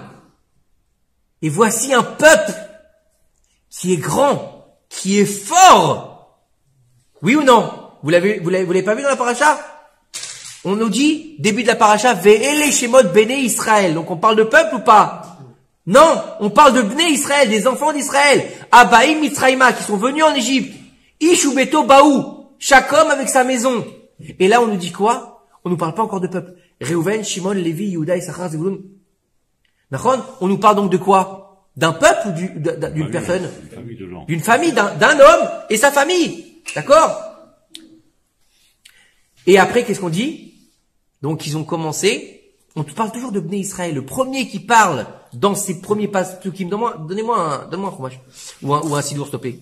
Qui parle donc là-bas de Am, un grand peuple, c'est Pharaon. Donc ça veut dire qu'en fait, ce pourquoi le monde a été créé, le premier à le comprendre dans son entité de peuple, c'est Pharaon. Il voit qu'il y a quelque chose de géant qui est en train de se créer. Il voit qu'il y a quelque chose qui est au-delà de la nature. Puisqu'on voit très bien que lorsque Yosef il s'est présenté à Pharaon, donc on parle dans la Déa que c'est le même Pharaon. D'accord? Il lui a dit Elohim. D'accord? Il a employé le mot de Elohim. Le mot de Elohim, c'est quoi? C'est la nature. Oui, tu voulais dire ça? C'était pas une histoire aussi de quantité, parce que parler d'un peuple avec 70 âmes, c'est pas... Non, bah, c'est ce que je te dis. Regarde, écoutez bien. Je voulais le passer. Ils sont pas 70. Où venait Israël? Écoute, attends. Les Shemot. Si, t'as raison. Il a raison. Attends, je vais finir. T'as raison. Alors arrête. Hein. Benjamin, écoute. Où venait Israël et les enfants d'Israël, par où va Ishretsu? Attends, je suis où? D'accord. Ben, Vayemot, là. Par où Bnei Israël, on est toujours dans les enfants d'Israël. Par où Veishretsu, Vayirbu, Vayaasmu bim'od me'od. Donc ça veut dire quoi tout ça? Ils ont grandi, ils ont fructifié, ils ont été nombreux, beaucoup. Et ils sont devenus très forts. Vatimale haaretz otam. Et la terre s'en est remplie. À ce moment-là, on prend connaissance de Pharaon. Vayakom melech chadash al Mitzraim. C'est un nouveau roi. Ok? Asher lo yada et Yosef. Ça, c'est une autre question. Vayomer el amo. Il dit à son peuple. Donc là, je traduis littéralement ce qui est écrit dans le pasuk. Hein. C'est le même temps, c'est le même temps. On rentre pas là-dedans, Moshe, ce soir. On reste sur le Inyan, c'est le même Pharaon, il a fait comme si il connaissait pas Moshe, il connaissait pas Yosef parce que ça servait plus ses intérêts, d'accord? J'ai lu un midrash extraordinaire que je l'ai lu aujourd'hui d'ailleurs. Aujourd'hui? Oui, aujourd'hui. Ou hier, je sais plus. Et il disait là-bas, quand il est venu l'avènement donc du peuple d'Israël, et il a décidé d'être amnésique. Pharaon. Alors son fils, il lui est venu le voir, comme ça il nous dit le Midrash, c'est un Midrash qui dit ça, son fils il est venu voir Pharaon, il lui a dit, mais comment tu veux faire des décrets sur ce peuple, alors que leur ancêtre, Yosef, il nous a sauvé la vie. Et là Pharaon, il dit, qui Youssef, Moufef, comme ça il dit dans le Midrash. Il dit qui? Je connais pas. Il lui dit, mais si. Et là Pharaon, il a regardé avec des gros yeux, il lui dit, je suis Pharaon. Et si je dis que cette fameuse personne n'a jamais existé, elle n'a jamais existé. Et pourquoi? Il y a un adage qui dit que un non-juif, même après qu'il soit mort, ne te retourne pas devant lui. Je crois, il y a un truc comme ça, non? Avec les Arabes, merci. Je voulais pas faire trop raciste. Écoutez bien ce qu'il dit. Donc, Vayakom melech chadash, vous êtes avec moi dans les pasouks? Dans le pasouk ou pas? Dans le pasouk. Donc, si je vous lis le pasouk, c'est-à-dire qu'on est dans la Torah, d'accord? Les mots de la Torah, pas les miens. Pas de midrash. Les mots même de la Torah. Et un nouveau roi s'est levé. Vayomer el amo. Il a dit à son peuple. Donc, qui c'est qui dit? C'est Pharaon. Il dit à qui? Aux Égyptiens. Iné, voici, Am Béné Israël. Le peuple des enfants d'Israël. Rav. Ve'atsu mimenu. Il est plus nombreux et plus fort que nous. C'est la première fois qu'on entend le mot. Am. Attends. Je vous remets la situation. Je vous remets la situation quand même. Faut comprendre une chose. À ce moment, d'accord, dans cette génération-là, l'Égypte, c'est les maîtres du monde. C'est eux qui détiennent le monde entier. Il n'y a rien qui passe pas par l'Égypte dans le commerce, dans la philosophie, dans les technologies, dans la beauté. Tout le berceau du monde, c'est l'Égypte à ce moment-là. Le pharaon, qui est censé être un dieu. D'accord, il est censé être Dieu, oui ou non, Pharaon? Il dit quoi? J'ai créé le Nil. Et là, il dit quoi, Pharaon? Pharaon, il te dit, c'est une entité que je connais pas. J'ai peur. Ils sont plus forts que nous. Ça veut pourquoi dire ils sont plus forts que nous? Ça veut dire qu'ils ont des épées, ils ont des... Attends, ils étaient à Goshen en train d'étudier la Torah. Non. Lorsque Yosef il s'est présenté à Pharaon, il s'est présenté à lui avec le nom de Elohim. Elohim, c'est quoi? C'est de la nature. Akadosh Baruch Hu, il va dire à Moshe, à Avraham, Yitzhak, quand Moshe va se plaindre, qu'est-ce qu'il lui dit? Avraham, Yitzhak et Yaakov, je leur ai parlé avec moi que du nom Shaddai. Je leur ai jamais parlé du nom Yudke Vavke. Jamais. Ils m'ont jamais posé de question. Shaddai, c'est quoi? C'est jusque là. Adkan Dai. Adkan, c'est la nature. On voit bien que tout ce qui va se passer après est au-delà de la nature. Oui ou non? Oui ou non? Depuis quand un fleuve, il devient en sang? Un fleuve, c'est un fleuve. Du sang, ça sort d'où en général? Ou d'une bête ou d'un mec. D'accord? T'as jamais vu un fleuve, toi t'as jamais été prendre ta douche et tu t'es retrouvé avec de l'hémoglobine. À part dans les films dégueulasses, quoi, je veux dire. Mais c'est vrai ou pas? Vous êtes d'accord? Donc il lui dit jusque là, on était dans Elohim. Donc quand Moshe il va voir Pharaon, il lui dit quoi? Il lui dit Yudke Vavke, il m'a demandé de faire sortir d'Égypte les enfants. Oui ou non, Israël? Lequel dit je connais pas. Qu'est-ce qu'il lui dit? Je dis je le connais pas celui-là. Comment ça? Il est débile Pharaon? Non. Parce qu'il connaît pas Yudke Vavke. Il connaît pas le Haya Ove Veiye. Il connaît pas celui-là. Lui, il connaît qui? Elohim, la nature. Il est dans la nature. Il vit dans la nature. Quelque chose que plus grand que la nature, qui vient de la création du monde, qui a été créé avant la création du monde et qui est en train de se matérialiser dans un peuple. Dans un peuple qui va exprimer quoi? Qui va exprimer la volonté divine. Où ça? Où ça? Sur terre. Sur terre. Le but de la sortie d'Égypte, c'est quoi? Le but de la création du peuple d'Israël, c'est quoi? Quoi? Oui, et donc c'est? Sur terre. C'est? Oui, et donc ça s'appelle comment clairement dans les parachutes qu'on va lire? Non! Avant ça. Ouais, vous faites exprès là. Parachatitro? Devant la Torah. Matan Torah!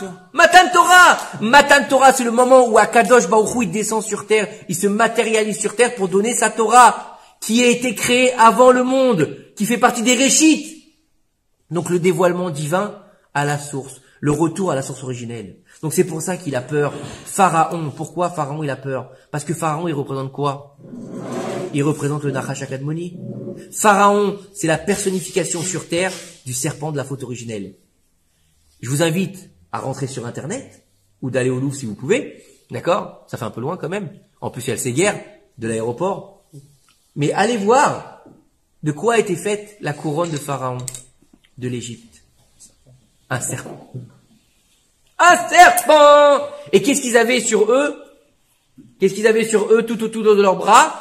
Des bracelets en serpent. Et Moshe Rabbeinu, qu'est-ce qu'il avait sur lui? Des téphilines. Donc l'autre, il a le serpent ici, le serpent là, et Moshe Rabbeinu, il a le téphilin là et le téphilin là. Ze leumadze asa Elohim. Ça, contre ça, il a fait un Kadosh Baruch Hu, le côté obscur de la force contre les gentils contre les méchants, le bien contre le mal. Moshe contre Pharaon. La connaissance du bien et du mal. Etz ada'at tov vara. Donc en fait, pourquoi il a peur, Pharaon? Parce qu'on est en train de faire le tikkun de la faute originelle. On revient à la source. Puisqu'on a été récupéré, quoi, on l'a dit tout à l'heure, dans les Shovavim. Qu'est-ce qu'on a été récupéré? Les Nitzotzot de qui? D'Adam Arishon. Qui est-ce qui a fauté dans la faute originelle? Adam Arishon. Donc on vient faire la réparation de quoi? Pharaon pouvait savoir tout ça. Pharaon était plus haut que Charles. Il sait pas tout, c'est pas qu'il sait. Chaque être qui est mis au monde, qu'il soit du côté obscur de la force ou du côté des Jedi, d'accord? Je sais pas comment on dit l'autre côté, le côté de la lumière peut-être, non? Je sais pas comment ils appellent ça. C'est de la Kabbale, hein, vous savez ou pas, les ouais. Oui. À la base, c'est de la Kabbale. Matrix pareil, si vous croyez. Matrix, oui. Ah oui. Ben, vous croyez que c'est tiré d'où? De leur imaginaire, ça n'a jamais existé. Bref. Ce que je veux vous dire, c'est que, en fait, pour répondre à ta question, Benjamin, Akadosh Baruch Hu, il n'a pas besoin qu'il sache ou pas. Il a besoin de réaliser son plan divin. Son plan divin, c'est Dira Betartonim. C'est pour ça que le monde a été créé. Donc, depuis la nuit des temps, il a besoin d'acteurs, d'accord? Comme dans un film, la ville, bien sûr, pour pouvoir mettre en place son scénario. Et dans tout scénario, on a toujours un gentil et un méchant.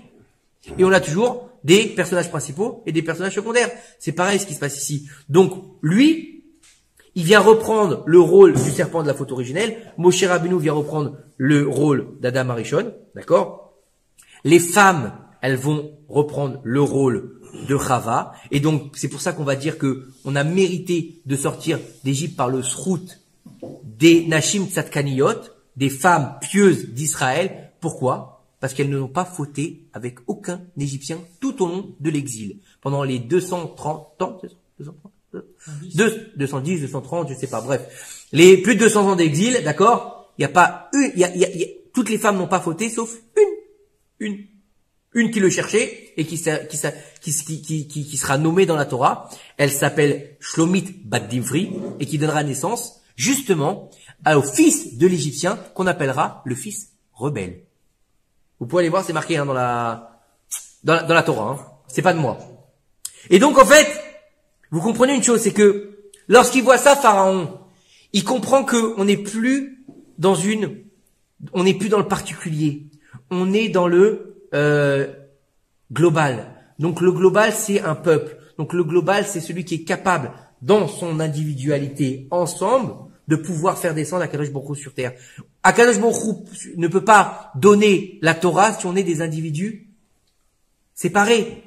Qu'est-ce qui s'est passé lorsque Yaakov, dans la paracha de la semaine dernière, il a dit à ses enfants, rassemblez-vous, je vais vous dire ce qui va se passer à la fin des temps. Oui ou non? Vous l'avez lu ou pas dans les parachiotes? Dans la paracha. Il leur a dit, rassemblez-vous, je vais vous dire ce qui va se passer à la fin des temps. Donc ça veut dire qu'il voulait leur dévoiler quoi? La Géoula. Le but de la Matan Torah, c'était la Géoula, on est bien d'accord. S'ils n'avaient pas fait le veau d'or, il n'y aurait pas eu tout ce qui s'est passé, il y aurait eu la Géoula. Malheureusement, ils ont fait le veau d'or. Bref, lorsque Yaakov, il leur dit, rassemblez-vous, je vais vous dire ce qui va se passer à la fin des temps, juste après, il commence à leur dire complètement autre chose. Complètement autre chose, rien à voir. Il commence à les bénir. Attends, je comprends pas. Tu nous dis viens, je vais vous révéler la fin des temps, d'accord? C'est comme si tu invites un mec, tu lui dis, je vais te dire un secret de fou, d'accord? Tu l'invites et l'autre il est chaud bouillant, tu vas lui dire un truc de malade qui va lui changer la vie, d'accord? Et puis là tu lui dis, où est-ce qu'on peut acheter des cacahuètes? Il va dire, mais t'as craqué ou quoi? Ça fait une semaine que tu me tiens et tu veux me faire avoir une crise cardiaque. Et là il leur dit rien, Yaakov. Pourquoi il leur dit rien? Parce que Rachid, là-bas, il nous dit que la Shekhinah, elle s'est enlevée de lui. Pourquoi la Shekhinah s'est enlevée de lui? Parce que, étant donné qu'on n'a pas encore un peuple, c'est pas le moment de la Géoula. La Géoula, elle aura lieu quand? Que après l'exil, quand les Bnei Israël seront devenus Am Béné Israël, et là, à ce moment-là, ils pourront sortir d'Égypte. Mais avant ça, ils peuvent pas sortir d'Égypte. C'est pour ça que lorsque la tribu d'Éphraïm, elle a voulu sortir d'Égypte avant l'heure, elle a été massacrée. Parce que c'était pas un peuple. Et un peuple, c'est quoi un peuple? C'est une tête, c'est des ministres, et c'est un peuple. D'accord? C'est exactement ce qui s'est passé. Moshe Rabbeinu, roi d'Israël, Aaron, grand prêtre, d'accord? Les 70 anciens, donc les ministres, et le peuple. Et un niveau aussi, Cohen, Lévi, Israël. Hiérarchie. Une hiérarchie. Donc un peuple, c'est hiérarchisé. Comme ils vont être placés dans le désert, ils vont pas être placés n'importe comment, ils vont pas être mis à la one again dans le désert, hein. C'est pas moi je me mets à droite, moi je me mets à gauche, moi je me mets au nord, moi je me mets au sud. Non! Ils sont très bien, dispatchés autour du Aaron à Kodesh. Et comment ils sont dispatchés, vous savez ou pas? Ils vont être dispatchés, toutes les tribus d'Israël, exactement comme ils ont porté le cercueil de Yaakov Avinu pour le monter en Eretz Kenaan. Donc comme la semaine dernière, ils ont été porter le cercueil de Yaakov pour l'emmener donc dans la Marat Marpella, dans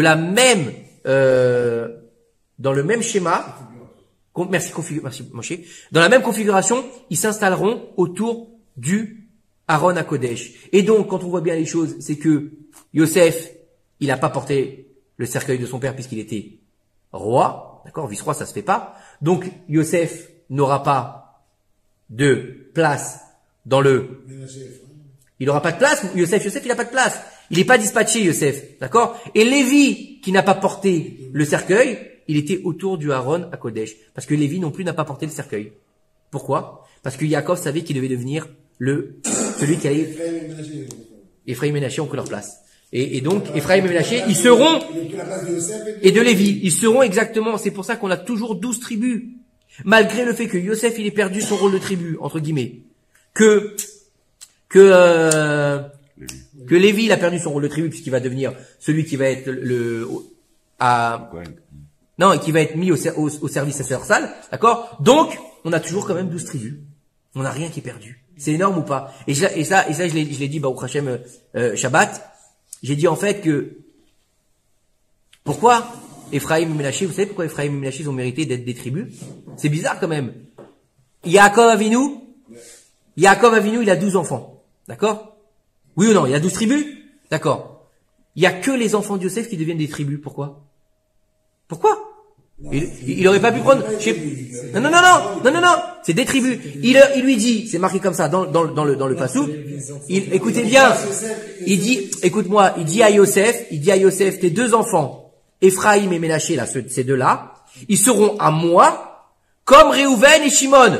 Donc ça veut dire qu'ils deviennent des tribus à part entière. La tribu de Ménaché et la tribu d'Ephraim. Tu verras même quand tu auras un partage d'Eretz Israël, il y aura le partage de la tribu de Ménaché et la tribu d'Ephraim. Pourquoi il a pas pris le fils d'Asher, le fils de Réhouven, le fils de, je sais pas moi, il en avait qu'un. Attends, il avait que deux petits enfants. C'était les enfants de Léa et Rachel. Non, c'était les enfants de Rachel. Que de Rachel. Non, Ephraim et Ménaché, c'est les enfants de Yosef, donc les petits enfants de Rachel. Non, c'est tout. Et alors? Et pourquoi il a pas pris les enfants de Binyamin alors dans ces cas-là? C'est pas une bonne question. Pourquoi Binyamin avait 10 gosses, d'accord? Il aurait dû lui dire, bon, Yosef, t'as que 2 enfants, garde-les, c'est pour toi, c'est tes gosses, ok? Oui ou non? Yosef, il a que 2 enfants. Il aurait dû dire, bon, Yosef, il a 2 enfants, restez tranquille, c'est pas grave. Binyamin, il a 10 gosses. Je lui en prends 2, il en reste 8, ça va. 2, j'en fais des tribus, et 8, il lui reste. Non. Il choisit Davka, les enfants de Yosef. Pourquoi? Bon, Daniel, il connaît la réponse, hein. Ah non, tu te tais, tu connais la réponse. Daniel, il connaît la réponse, donc il se tait. D'accord? Plus que 2. Là, il a besoin de... Mais alors, justement. Il a que de 2. Pourquoi? S'il aurait pris 2 sur 5, les autres auraient été jaloux. Mais non. Alors pourquoi ils ont pas été jaloux de cela? Déjà, il a pris ceux de Yosef. Déjà, il y a eu... Déjà, il était jaloux avec Yosef. Il a encore plus attisé la Yosef. Bon, allez, je vous la donne ou pas? Je vous réveille un petit peu. Vous êtes avec moi? Yitzhak, t'es avec nous? Pour finir, Bezrat Hashem, sur ce pirouche extraordinaire, écoutez bien. Yosef et Yaakov, ils étaient en victoire. De savoir comment est-ce qu'il fallait travailler à Kadosh Baruch Hu. Ils étaient en marloquet, d'accord? Yaakov, Ishtam Yoshev Ohalim. Moi, je suis un type qui est dans le Beth Midrash, je suis dans la synagogue, je bosse, j'étudie la Torah, et je sors pas, je vois pas ce qu'il y a dehors. Et Yosef, il dit à son père, papa, non. Comment tu vas avoir un salaire si t'es comme ça? Tu vas être gêné par personne, t'es toute la journée à Bnei-Brak, t'as pas de téléphone, t'as pas de dérangement, et t'apprends ta Torah. Comment tu vas être à l'épreuve? Comment on va voir ta grandeur dans ta Torah? Pour moi, comme on a le salaire de la Torah, il faut se confronter à la réalité. Donc Yosef Hatzadik, quand il y a marqué là-bas dans l'histoire avec la femme de Potiphar, il est venu faire son travail, d'accord? C'était l'anniversaire de Pharaon, et il est venu faire ou la fête du Nil, il est venu faire son travail. Et là-bas, nos Chachamim nous disent, c'est pas son travail, il est pas venu nettoyer la maison, il est pas venu s'occuper de la maison, il est venu s'occuper de la femme de Potiphar. D'accord? Et le Midrash nous dit qu'il a été jusqu'à monter dans le lit nu avec elle et dire je vais pas fauter. D'accord? Il était allongé à côté d'elle, lui nu, elle nue, et il a dit je vais pas fauter. Et là j'aurai mon salaire. D'accord? Et quand il est parti, quand elle lui a enlevé comme sa tunique, d'accord? Il a marqué qu'elle a enlevé sa tunique, il s'est sauvé. À ce moment-là, nos sages, ils nous disent que il a perdu 10 gouttes de semence. Et en fait, que c'était pas Yaakov qui devait donner naissance aux 12 tribus, mais c'était Yosef. Parce que lui aussi est un patriarche. Pourquoi c'est un patriarche? Eh ben, parce que dans le Ushpizin, on a Avraham, Yitzhak, Yaakov, Moshe, Aaron, David et Yosef. Nachon? Et celui qui rajoute une prière, Avraham, il a fait Shacharit. Yitzhak, il a fait Mincha. Yaakov, il a fait Arvit. Et Yosef, il a fait Moussaf. Yosef, Léosif, Moussaf. Donc, il a un niveau entre le père et le fils. C'est un fils ou non? Mais c'est aussi un père.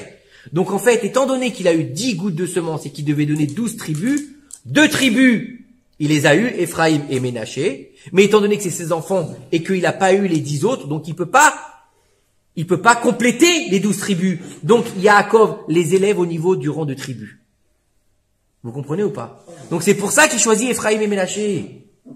Et encore une fois, on vient voir quoi? Que Tout est fonction de Zera Levatala. L'énergie créatrice ou l'énergie destructrice. Vous avez compris ou pas? C'est l'uranium de l'homme. C'est la force vitale de l'homme, aussi bien matérielle que spirituelle. Parce que dans la pensée qui va se mettre en place dans le cerveau, elle va descendre tout au long de la colonne vertébrale pour donner naissance à un enfant. Et plus tes pensées sont bonnes, plus l'enfant, il sera avec des bonnes midotes. Plus tes pensées, elles sont tralouides, plus l'enfant, il sera tralouide. D'accord? La teshuva est possible pour tout le monde, hein, attention. Abraham Avinu, il est quand même fils de Nida, hein. D'accord? Sa mère était Nida quand elle a conçu. Donc la teshuva est possible pour tout le monde? Oui. D'accord? Le seul problème qu'il y a, c'est les mamzer. Ça, c'est un problème parce que il ne rentrera jamais dans le cas d'Israël. D'accord? Donc ça, c'est un problème. Et la Ammonite et les Moabites aussi, c'est un problème. Mais quelqu'un qui est Ben Nida, Ben Temura, il y a 9 niveaux de fils qui sont un peu talouidiques. D'accord? Par exemple, si un mec qui va avec sa femme, d'accord, et qu'elle est bourrée, il n'a pas le droit. S'il est en colère avec elle, il n'a pas le droit. D'accord? Si elle dort, il n'a pas le droit. Ok? Non mais tout le monde ne le sait pas, Moshe. Toi tu le sais pas, Baruch Hashem, tout le monde ne le sait pas. D'accord? Et aussi quand elle est Nida, bien sûr. Si elle dort. Oui, si elle dort. Bref, on rentre pas dans la polémique. Ce que je veux vous dire, c'est que malgré tout cela, la teshuva est possible et de là, on peut aussi faire des grands talmidei chachamim. C'est pas parce qu'on est né avec un gam qu'on peut pas faire le tikkun du gam. Donc, on va utiliser tout notre potentiel énergétique et vital de semence pour faire la volonté d'Akadosh Baruch Hu.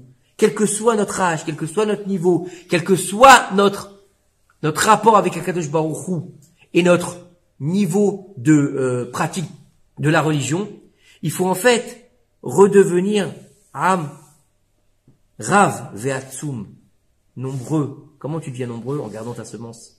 Moins tu vas de perte, plus tu vas avoir une semence pure. Et plus ta semence est pure, et plus tu vas plus tu vas aller avec Kedusha, même si c'est pas pour avoir des enfants, et plus toutes ces gouttes, en fait, même si c'est pas pour avoir des enfants, écoutez-moi bien, hein, vont créer des étincelles divines qui sont des étincelles vitales pour faire le tikkun du monde et pour faire venir le Mashiach B'Ma'ah B'Yaminu. Amen.